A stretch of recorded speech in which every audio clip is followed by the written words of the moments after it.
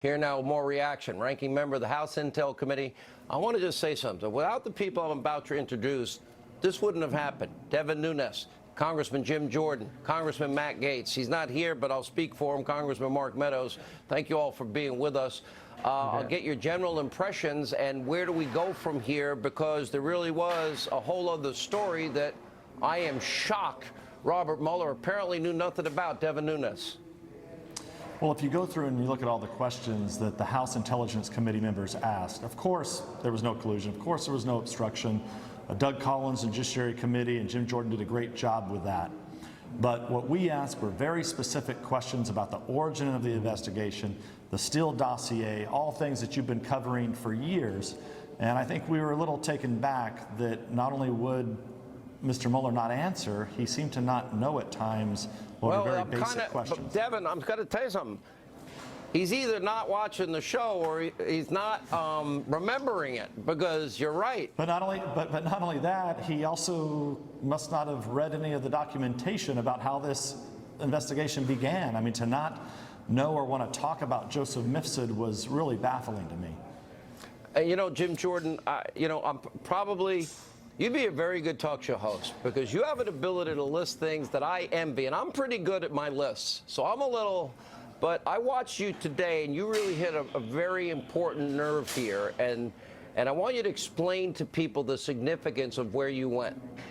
The guy who started it all lies 3 times to the FBI on February 10th, 2017, and they don't charge him with anything. They don't go find him and get a second interview. But anyone associated with the Trump campaign who gave a false statement gets charged with the crime, and 13 Russians no one's ever heard of get charged with the crime.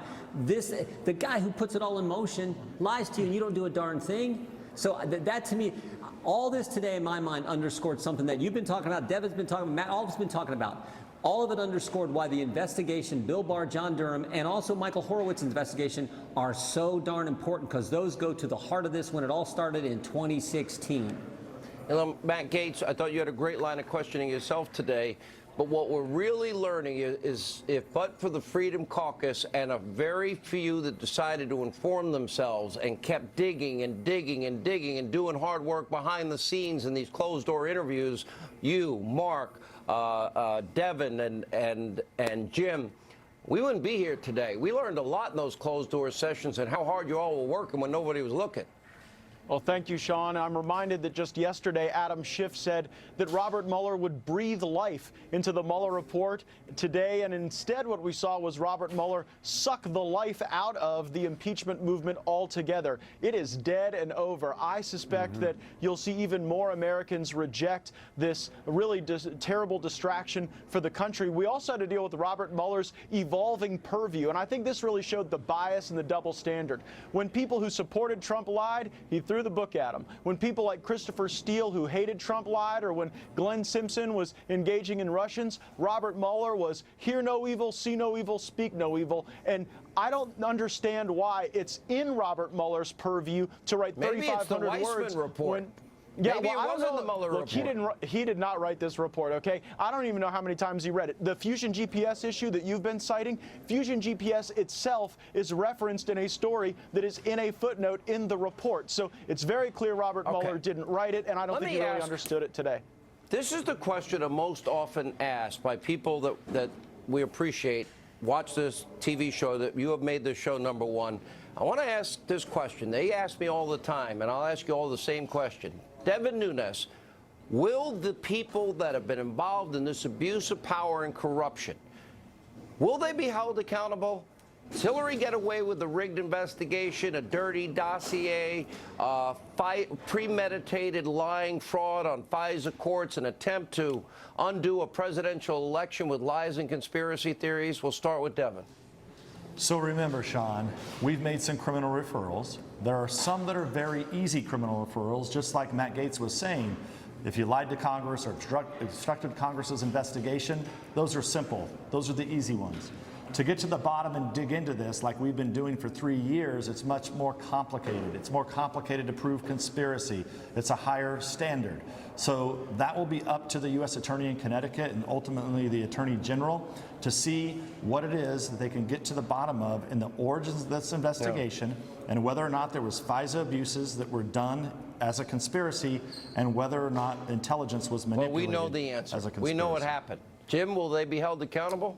Yeah, the people that Bill Barr said was the crisis in leadership at the upper echelon of the FBI: Comey, McCabe, Baker, Strzok, and Page. So Comey was fired. Andy McCabe lied 3 times under oath, fired. Jim Baker, chief counsel, was demoted and left. Was under investigation by the Justice Department. Lisa Page demoted and left. And of course, Peter Strzok, the lead agent on both of these key cases, the Hillary case and the Trump-Russia case. Peter Strzok, deputy head of counterintelligence, demoted and fired. Those are the 5 key people. That's where the investigation should focus, as well as these origins.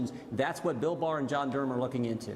Matt Gaetz. And Sean, if there was any bombshell today, it was a consequence of Devin Nunes' questioning that exposed that this investigation did not begin when Robert Mueller says it began. There were earlier, even more corrupt origins, and the folks that I think aren't sleeping too well tonight, Brennan and Clapper, people associated with the Obama administration who were stirring this up. Well, Comey and McCabe, frankly, are lower hanging fruit because it's so obvious their leaks and lies are against the law. But that conspiracy that Devin outlined goes back to Brennan and Clapper. I want everybody to know something here, and I'm half kidding and I'm half not kidding, but these 3 men, I'll add Mark Meadows, who's not here, and Lindsey Graham, we're going to talk to in a minute. You guys put your heads on a chopping block, and Chuck Schumer once famously said, you take on the Intel Committee, they're going to get you 8 ways and Sunday. Frankly, any one of you, and maybe even me, we could have had a pre-dawn raid because that's how corrupt this got.